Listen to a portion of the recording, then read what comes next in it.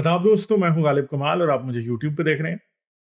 अक्सर ये डिस्कशन मेरे चैनल पे हो जाती है कि एग्नोस्टिक कौन है और एथियस्ट कौन है। हम अपने आप को एग्नोस्टिक कहें या अपने आप को एथियस्ट कहें। कोई अपने आप को एग्नोस्टिक कह रहा होता है तो उसको समझ नहीं होती कि असल में वो एग्नोस्टिक अगर अपने आप को कह रहा है तो उसका मतलब क्या है और एग्नोस्टिक होता कौन है। लोग अपने आप को एग्नोस्टिक उस टाइम कहना शुरू कर देते हैं जब उन्हें लगता है कि वो खुदा में मानते हैं या नहीं, वो डामाडोल होते हैं तो अपने आप को एग्नोस्टिक कहने लगते हैं, हालांकि पोजीशन ये नहीं है। तो ये वीडियो बड़ी इंपॉर्टेंट होने वाली है, खासतौर पे हमारे उन नॉन बिलीवर्स के लिए जो कि अपना मज़हब छोड़ चुके हैं और वो अपने आप को डिफाइन करने में कई बार उनको मुश्किलात पेश आती हैं, बल्कि कई बार वो डिफाइन कर रहे होते हैं तो वो गलत डिफाइन कर रहे होते हैं, जिसकी वजह से कई बार मोमिनीन के सामने उनको गलत फहमी हो जाती है। दूसरी बात यह है कि बहुत सारे मोमिनीन ऐसे हैं जो कि जानबूझ के नॉन बिलीवर्स को मिस डिफाइन करते हैं और उनकी बताई हुई डेफिनेशंस के ऊपर कई मैंने देखा बड़े बड़े एथियस्ट इधर मुझे नजर आ जाते हैं जो कि कंफ्यूज होते हैं और वो अपने आप को दूसरी तरफ की डिफाइन की हुई बातों के मुताबिक डिफाइन करने लगते हैं। यानी वो डेफिनेशन जो थियस्ट बताते हैं नॉन बिलीवर्स के लिए, चाहे वो एग्नोस्टिक हो या एथियस्ट, लोग उसको बाय करते हुए दिखाई देते हैं। और वो डेफिनेशन जिसके अंदर एक मलिशियस इंटेंट होती है, खास तौर पे नॉन बिलीवर्स को एक फिक्स पोजीशन की तरफ लाने के लिए उसके ऊपर चलते हैं। तो एथियस्ट और एग्नोस्टिक में फर्क क्या है ये मैं आपको इस वीडियो के एंड तक पूरे तरीके से बता दूंगा और मैं आपको यह भी बता दूंगा कि आपकी पोजीशन क्या है, अच्छे तरीके से आपको समझ आ जाएगी। अगर आप रिलीजियस हैं तो तब भी आप जरूर ये वीडियो एंड तक देखें ताकि आपको यह समझ आए कि नॉन बिलीवर्स किस बुनियाद के ऊपर नॉन बिलीवर्स होते हैं और उनकी बेसिक पोजीशन होती क्या। जरूरी नहीं है कि एक नॉन बिलीवर को भी अच्छे तरीके से पता हो कि उसकी पोजीशन की डेफिनेशन क्या है, और ये कोई बहुत इंपॉर्टेंट बात भी नहीं है। मजहब में यकीन ना रखना ही एक मेन माइलस्टोन है जो कि मजहबी और गैर मजहबी लोगों को आपस में डिफरेंशिएट करता है। तो सबसे पहली बात यह है कि यकीन और ईमान किस चीज पे किया जा सकता है और किस चीज पे नहीं किया जा सकता। एक नॉन बिलीवर शख्स जो कि साइंटिफिक टेम्परामेंट रखता है, फिलोसॉफिकल माइंड रखता है, लॉजिकली क्वेश्चन करता है चीजों को, क्रिटिकल थिंकिंग रखता है और क्वेश्चन करने में यकीन रखता है और सबूत मांगता है, उसकी जिंदगी में लफ्ज ईमान की या उसके की आइडियोलॉजी में लफ्ज ईमान या एतकाद या यकीन अकीदे की कोई गुंजाइश नहीं होती, क्योंकि उसको सबूत और लॉजिकल रीजनिंग की बेस पे सोचने की आदत होती है और वो इनकी बेस पे ही किसी बात को मानता या उसे रद्द करता है या उसका इनकार करता है या उसे डिनाई करता है। तो एक एग्नोस्टिक कौन होता है? एग्नोस्टिक एक ऐसा शख्स होता है जो आमतौर पे, जो एक डिक्शनरी डेफिनेशन है एग्नोस्टिक की, वो है person who believes that nothing is known और can be known of the existence और नेचर ऑफ गॉड। तो एग्नोस्टिक कौन होते हैं? कई लोग होते हैं वो अपने आप को एग्नोस्टिक कहते हैं, मगर वो क्वेश्चनेबल उनकी अपनी पोजीशन होती है क्योंकि वो एग्नोस्टिक की डेफिनेशन पे पूरा नहीं उतरते। एग्नोस्टिक सिर्फ ये नहीं मानते कि खुदा है या नहीं, यानी कोई शख्स जो कंफ्यूज है खुदा के एग्जिस्टेंस के बारे में वो अपने आप को एग्नोस्टिक नहीं कह सकता। एग्नोस्टिसिज्म भी एक बड़ी सॉलिड पोजीशन है। एग्नोस्टिक ये मानते हैं कि खुदा के एग्जिस्टेंस के बारे में या उसकी नेचर के बारे में अगर वो एग्जिस्ट करता भी है तो कुछ भी जाना नहीं जा सकता। यह भी एक बड़ी स्ट्रॉन्ग फिलोसॉफिकल पोजीशन है, ये कोई ऐसी ही बात नहीं है, ठीक है। ये एक फिक्स्ड पोजीशन है और ये एक बड़ी वेल थॉट आउट पोजीशन कुछ लोगों की नजरिए में होती है। दूसरी बात है एथियस्ट कौन है? अ पर्सन हु डिसबिलीव्स और lakhs belief in the existence of God और गॉड्स। एक शख्स जो कि इनकार करता है या ईमान नहीं रखता खुदा के वजूद पे या किसी भी देवता डियटी के वजूद पे, वो एक कौन है? वो एक एथियस्ट है। इधर कई मैंने ऐसे भी देखे हैं, खासतौर पे ये जो आजकल एक्स मुस्लिम्स का कुछ ट्रेंड चला हुआ है, इनमें कुछ लोग मुझे खासे कंफ्यूज नजर आते हैं देवताओं और खुदाओं के मामले में। वो कहते हैं जी मुझे नहीं पता कि कोई खुदा है, यानी कहाँ कोई खुदा हो सकता है। और फिर कई लोग ऐसे हैं जो आराम से उधर हिंदू गॉड फिट कर देते हैं और हिंदू गॉड के ऊपर कमेंट करने से बाज रह जाते हैं क्योंकि उनको खुद इन चीज़ों की समझ नहीं होती। तो फिलोसफिकल डेप्थ जो है वो बड़े लोगों की लैक करती है और बड़े लोगों को इस बात की समझ नहीं आती और आज बहुत से लोग जो हैं वो टीचर बन गए हैं जिनको बेसिकली खुद सीखने की बड़ी ज़रूरत है। ये मैं कोई बात वैसे नहीं कर रहा, मैं सीरियसली कंसर्न हूं इस बारे में, ठीक है। तो अब अगली बात यह है कि एग्नोस्टिक या एथियस्ट या थियस्ट की पोजीशन जो है वो आती कहां से है। ये सारे फिलोसॉफिकल क्वेश्चंस हैं असल में। एक तो ये रिलीजियस क्वेश्चंस हैं जिसकी तरफ अभी हम बाद में आते हैं कि ये रिलीजियस क्वेश्चंस कैसे हैं और किस तरह से इन चीजों को लेके आगे चला जाता है और इनका मीनिंग क्या है। फिलोसॉफिकल जो सवाल है खुदा के बारे में, वो आमतौर पे बहुत ही डीप क्वेश्चंस ऑफ फिलॉसफी में शुमार किया जाता है। समझा जाता है कि ये फिलॉसफी के सबसे मुश्किल क्वेश्चंस हैं जिसमें खुदा के बारे में या क्रिएटर के बारे में एक फिलोसॉफिकल सवाल किया जाता है। मगर ये याद रखिएगा कि इस फिलोसॉफिकल क्वेश्चन का रिलीजियस क्वेश्चन से दूर दूर का तक का कोई ताल्लुक नहीं है, मगर ये हमेशा एक फैलेसी के तौर पे यूज होता है किसी भी मजहब के खुदा को साबित करने के लिए। क्रिएटर या गॉड की एक फिलोसॉफिकल डेफिनेशन भी अपनी जगह पे एग्जिस्ट करती है और फिलोसफर्स के जहन में भी गॉड के बारे में जो क्वेश्चन है और गॉड की जो डेफिनेशन है उनकी डिफरेंट फॉर्म्स एग्जिस्ट करती हैं। अब गॉड्स कितनी किस्म के हैं? एक तो थियस्टिक गॉड है, जिसे आप फिलोसॉफिकल गॉड कह सकते हैं, मगर ये बात याद रखिएगा कि थियस्टिक गॉड या फिलोसॉफिकल गॉड की जब हम बात करते हैं इसका मतलब ये नहीं है कि वो एग्जिस्ट करता है। हम फिलोसफी में डिस्कस होने वाले क्रिएटर या प्राइम मूवर उसकी बात कर रहे हैं। दूसरी तरफ रिलीजियस गॉड है। हर मजहब के रिलीजियस गॉड की एक बड़ी जबरदस्त किस्म की फिक्स डेफिनेशन है। अल्लाह है तो वो अकबर है, राम है तो उसकी अपनी, ब्रह्मा की अपनी, ईश्वर की अपनी प्रॉपर्टीज हैं। जो ट्रिनिटेरियन गॉड है क्रिश्चियनिटी का, उसकी अपनी बड़ी डीप किस्म की प्रॉपर्टीज हैं।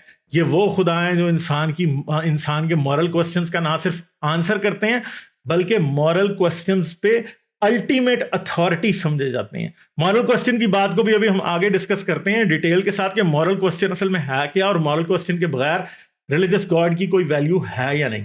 मगर जिसे आप फिलोसॉफिकली थियस्टिक गॉड कहते हैं, उस गॉड के थ्रू मॉरल अथॉरिटी कमांड करने की कोई लॉजिकल रीजन या फिलोसॉफिकल रीजन आज तक प्रॉपरली एस्टैब्लिश नहीं की जा सकी। कुछ थियस्ट फिलोसोफर खासतौर पर रिलीजियस मोटिवेशन के साथ, खुदा के वजूद के साथ मॉरल क्वेश्चन को नथी करने की कोशिश करते हैं, खुदा के वजूद के साथ कुछ और रिलीजियस प्रॉपर्टीज को एसोसिएट करने की कोशिश करते हैं, मगर उससे जिस किस्म की चाइल्डिश फिलॉसफी निकल के बाहर आती है, बल्कि उस चीज को फिलॉसफी की इंसल्ट कहना चाहिए, उस पर सिर्फ और सिर्फ हंसा जा सकता है।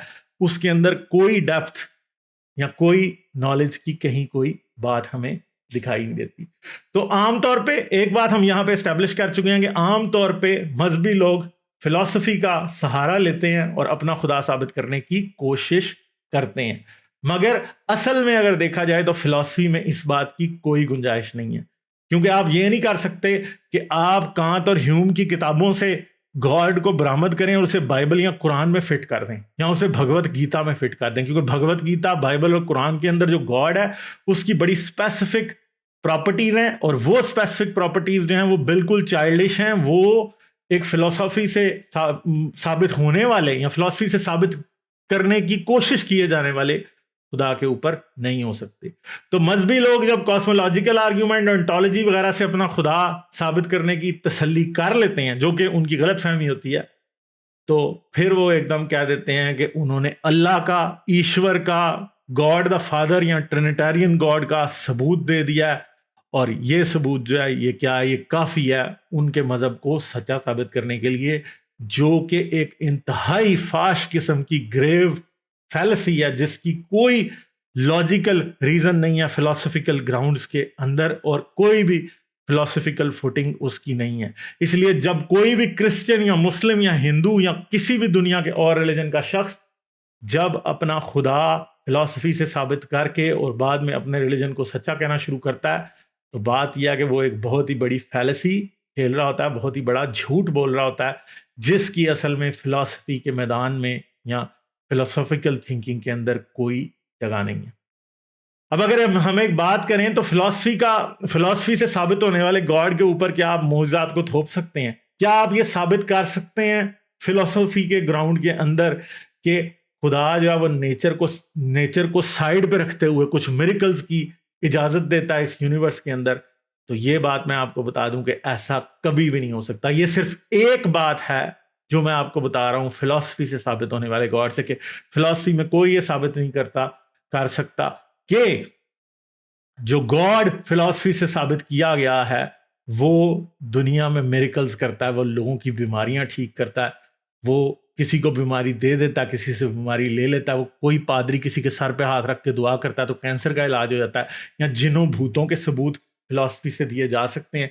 ये सब वो चीज़ें हैं जो कि मजहबी खुदा से बहुत स्ट्रांगली रिलेट करती हैं, मगर इनमें से कोई भी चीज़ जो है फिलॉसफी के बुनियाद पे नहीं साबित की जा सकती। तो फिलॉसफी का जो रिलीजियस गॉड है, जो कि गॉड रिलीजियस लोग बिलीव करते हैं, वो आज भी सर्चिंग फॉर एविडेंस है, उसके मिरेकल सर्चिंग फॉर एविडेंस है, जिन और भूत सर्चिंग फॉर एविडेंस है, शैतान सर्चिंग फॉर एविडेंस है, बड़े बड़े मोजात राम सीतू और समंदर का फट जाना और मूसा का बनी इसराइल को लेके उस पर से क्रॉस कर देना, चांद के 2 टुकड़े हो जाना, इन सब चीजों को किसी भी सूरत फिलॉसफी से साबित नहीं किया जा सकता।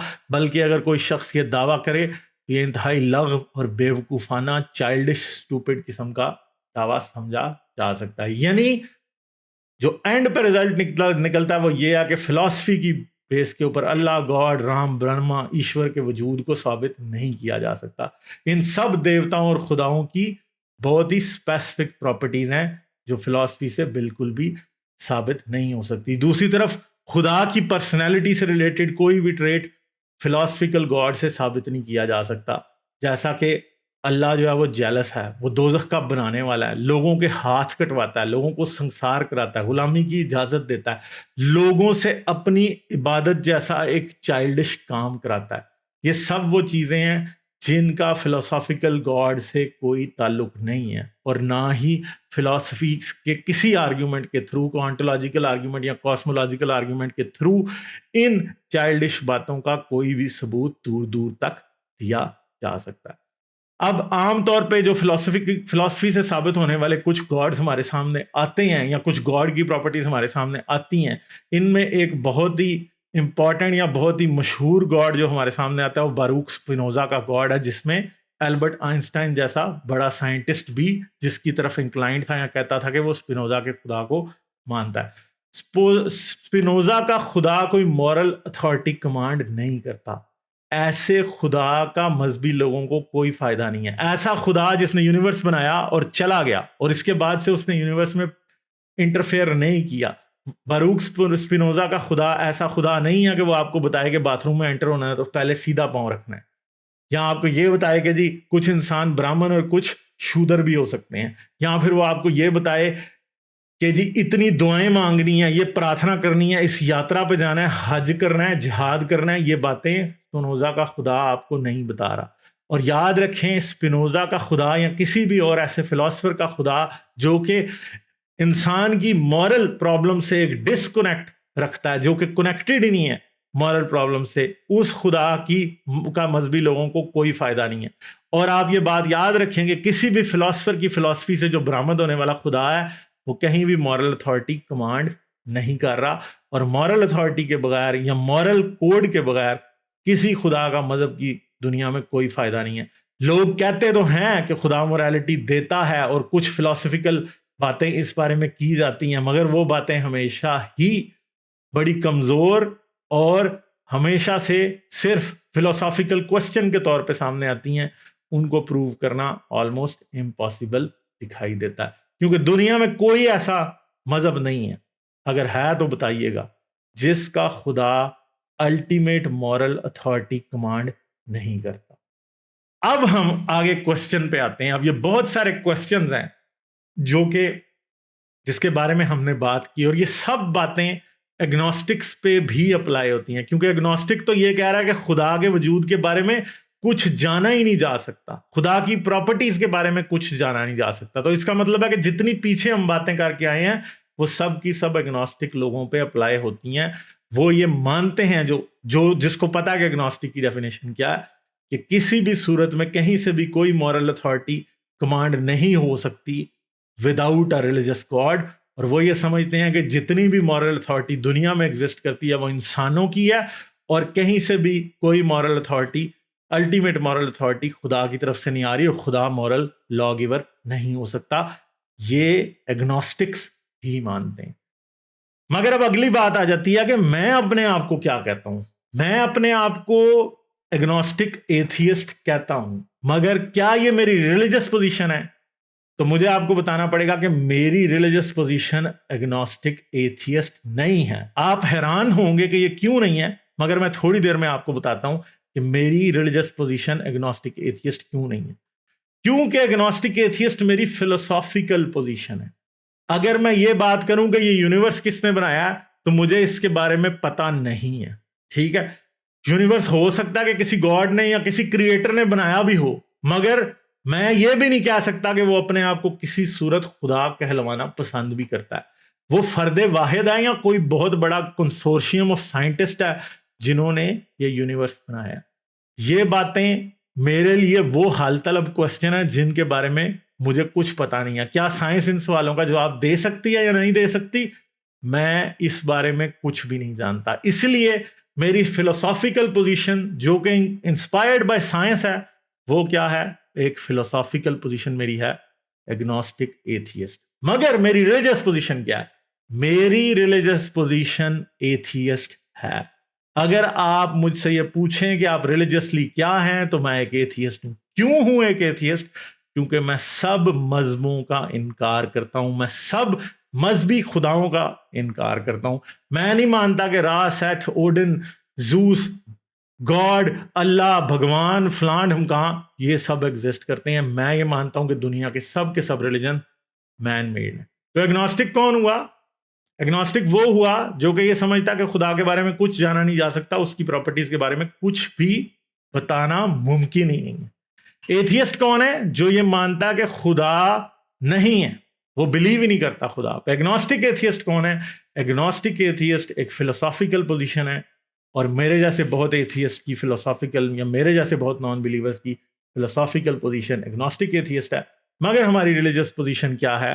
वो है जी एथियस्ट। और तीसरी बात यह है कि हम अगली बात ये कर सकते हैं कि साइंटिफिक पोजीशन मेरी क्या है। तो मसला यह है कि साइंस को आज तक खुदा का कोई सबूत नहीं मिला, किसी मिरेकल का कोई सबूत नहीं मिला, फरिश्तों, जिन्नों, परियों, फलां ढमकां, जल परियों का आज तक कोई सबूत नहीं मिला।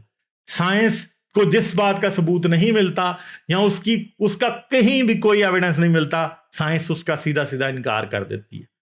और उस साइंटिफिक पोजीशन की बेस पे हम एक फिलोसॉफिकल पोजीशन लेते हैं, साइंटिफिक नॉलेज की बेस पे हम एक फिलोसॉफिकल पोजीशन लेते हैं, और वो है बीइंग एन एग्नोस्टिक एथियस्ट। तो मेरी फिलोसॉफिकल पोजीशन फिर क्या रहेगी? I am an agnostic atheist philosophically speaking. ठीक है, on the basis of science और on the basis of philosophy. मगर इसके साथ साथ अगली बात क्या है कि अगर मजहबी तौर पे पूछा जाए तो मैं एक एथियस्ट हूं। तो आप में से बहुत से लोग जो इस बारे में कंफ्यूज हो सकते हैं कि वो क्या हैं, तो ये मैं आपको बता रहा हूं कि फिलोसॉफिकल पोजीशन आपकी डिफरेंट होगी, मगर मजहबी पोजीशन के तौर पे आप 100% ये कह सकते हैं कि अल्लाह एग्जिस्ट नहीं करता, ईश्वर एग्जिस्ट नहीं करता, गॉड एग्जिस्ट नहीं करता, फलां हुदा मजदा एग्जिस्ट नहीं करता, मजदक एग्जिस्ट नहीं करता, मरदूक और जूस और बाल और ओडिन और सेठ और रा, ये सब के सब एग्जिस्ट नहीं करते, इसलिए आप एक एथियस्ट हैं। मगर अगर हम फिलोसॉफिकल पोजीशन पूछें, अगर हम साइंटिफिक बेसिस के ऊपर बातें करें, तो फिर हम अपने आप को एग्नोस्टिक एथियस्ट कहते हैं, क्योंकि ये हमारी फिलोसॉफिकल पोजीशन है। अगर कोई ये कहे कि आपकी साइंटिफिक पोजीशन क्या है, तो साइंटिफिक पोजीशन में फिर आपको एक बार ये कहना पड़ेगा कि साइंस के अंदर गॉड का क्वेश्चन एग्जिस्ट नहीं करता, क्योंकि सिंपल सी बात है कि साइंस को तो ऑब्जर्वेशन चाहिए, साइंस को तो एविडेंस चाहिए, और एविडेंस खुदा का आपको आज तक कहीं भी नहीं मिला।